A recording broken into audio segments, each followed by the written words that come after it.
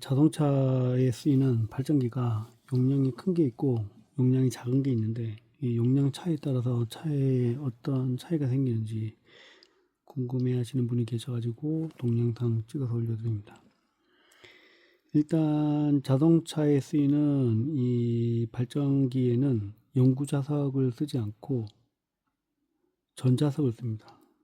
여기 내부에 회전되는 부분이 전자석이고요. 이 바깥쪽 코일이 고정자라고 부르는 부분인데 여기서 생산된 전류가 이제 빠져나오게 됩니다. 여기 내부 회전자에는 전자석을 만드는데 한 10A 이하의 작은 전류가 들어갑니다. 이렇게 작은 전류를 이렇게 카본 브러쉬 통해서 밀어넣게 되고 여기에 바깥쪽에는 엄청 굵은 코일을 통해서 생산된 전기가 빠져나오게 되는데 여기서 나오는 전류는 발전기 스펙에 보면 한 2.0 디젤 정도 되면은 150A 정도 이렇게 되는 걸로 나올 겁니다.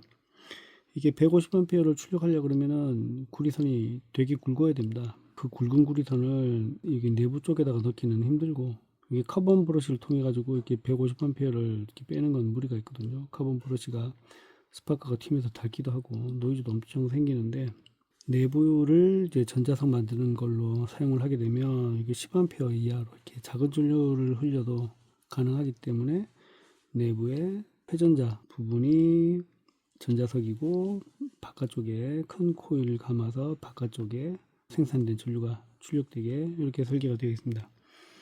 자, 이렇게 발전기는 영구자석을 쓰지 않고 이제 전자석을 쓰는데 그래서 이렇게 자동차들이 RPM이 올라갔다 내려갔다 하는데 RPM이 떨어질 때 집어넣는 전류 세기를 높이면 강한 전자석이 되니까 낮은 RPM에서도 전압을 또 올릴 수 있고 또 RPM이 올라갈 때는 여기 전자석을 약한 전자석을 만들어 가지고 생산되는 전기가 RPM에 따라서 요동치지 않고 일정하게 그렇게 만들어 주기 위해서 이런 구조로 되어 있습니다. 자, 그런데 이제 문제가 겨울입니다. 겨울에 아침에 시동을 켜고 공조기를 켜면 PTC 히터도 가동돼야 되고요. 뒷유리 열선, 사람 입에서 나오는 그 습기 때문에 차가워진 유리에 습기가 맺히거든요. 그걸 방지하기 위해서 아침에 시동을 켜면 뒷유리 열선도 자동으로 켜지고요. 그리고 춥다고 엉따 열선 켜고 핸들 열선 켜고 그러면 전기 소모량이 되게 많아집니다. 근데 전기 소모량이 엄청 많아지는데 문제가 여기 회전자 전자석에 들어가는 전류를 설계치 최대로 밀어 넣어도 생산되는 전기가 소모되는 전류를 따라가지 못하게 되는 거죠. 그래서 실제 이제 자동차들은 항상 내부 이제 펌웨어에 발전기에서 생산되는 타겟 전압값이 있는데 이 타겟 전압값을 유지를 하도록 돼야 되는데 타겟 전압값이 뭐 14V, 14.6V로 소프트웨어에서 발전기 쪽으로 보내더라도 이미 내부 회전자가 최대 전류를 흘리고 있으면 RPM이 올라가지 않는 이상은 이 타겟 전압을 맞출 수 없는 상황이 되거든요. 자, 그래서 이런 걸 언제 알 수 있냐면 아침에 악셀을 밟아보면 티가 납니다. 정지 상태에서 악셀을 밟았을 때 전압이 이렇게 올라가는 걸 볼 수 있거든요. 그때 전압이 올라가면 그 전에 이미 필요한 전기를 다 만들지 못하고 있었다는 얘기가 됩니다. 그리고 진단기를 연결해 가지고 전자석에 들어가는 코일의 전류값을 볼 수도 있거든요. 이걸 보면 맥스를 딱 찍고 있습니다. 아침에 보면. 자, 그래서 아침에 이게 맥스를 찍고 있다는 얘기는 이미 생산되어야 될 타겟 전압에 도달하지 못하고 있다는 얘기거든요.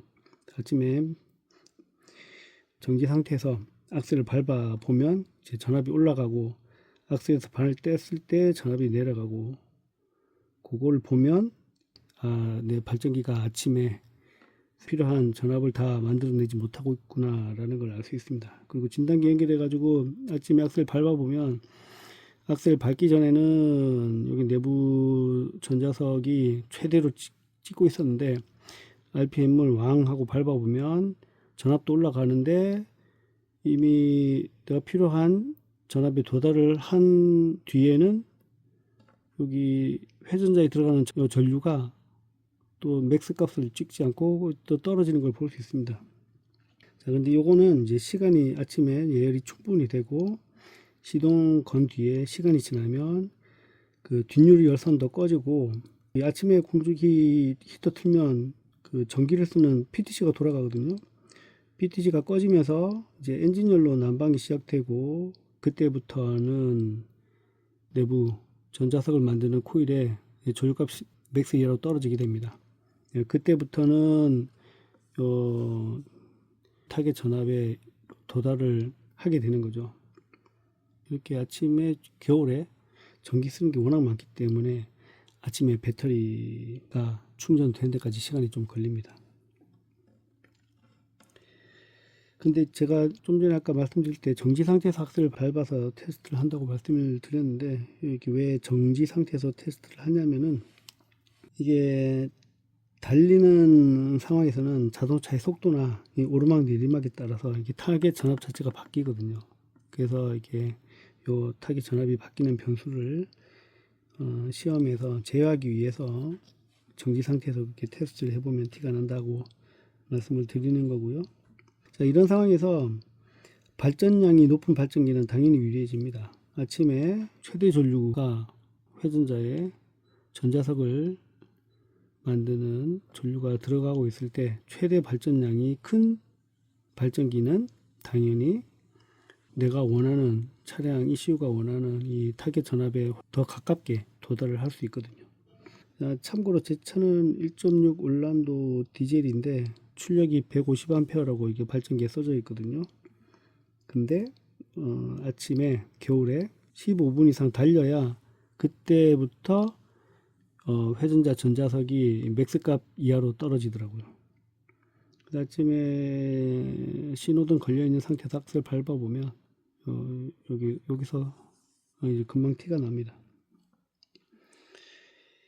자, 요런 것들 때문에 여기 발전기는 최대 발전량이 클수록 좋고요. 그리고 한 가지 또 참고 삼아 말씀드리면, 아침에 겨울에 시동 걸어두면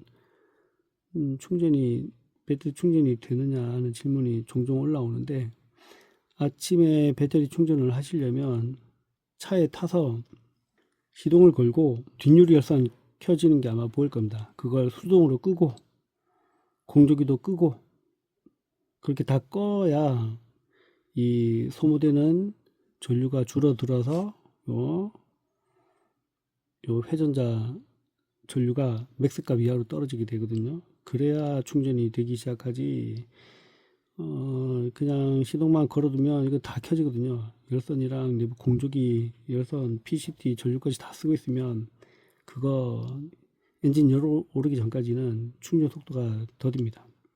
그러니까 아침에 시동 걸어가지고 배터리 충전하려고 그러면은 내부 차에서 열선이라든지 공조기 같은 거 수동으로 다 꺼두셔야 됩니다. 그래야지 그나마 조금 더 빨리 되고, 안 그러면 최소 20분 정도까지는 별로 충전이 되지 않으니까 1시간 넘게 켜놔야 그나마 도움이 되고요. 사실 또 차량을 아이들 상태에서는 엔진열이 빨리 오르지 않기 때문에 그렇게 해도 시간이 좀 많이 걸리긴 합니다.